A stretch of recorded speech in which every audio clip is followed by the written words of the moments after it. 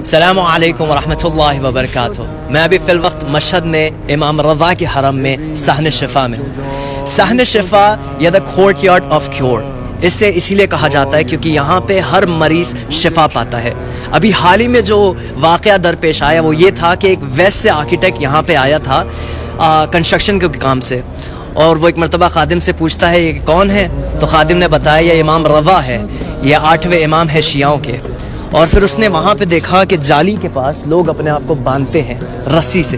تو ایک مرتبہ وہ آرکیٹیکٹ پوچھنے لگا یہاں لوگ اپنے آپ کو رسی سے کیوں باندھتے ہیں، تو خادم نے بتایا کہ لوگوں کا یہ عقیدہ ہے کہ امام رضا انہیں شفا دیتے ہیں۔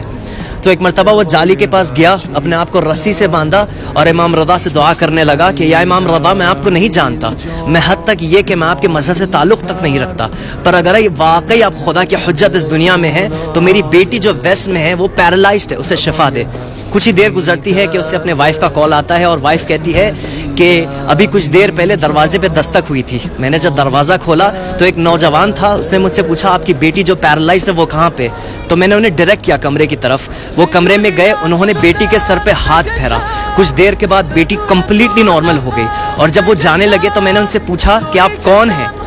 آپ نے میری بیٹی کو شفا کر دیا۔ تو ایک مرتبہ وہ انسان پلٹ کے کہنے لگا کہ اپنے ہسبینڈ سے ضرور کہہ دینا کہ رضا آیا تھا مشہد سے،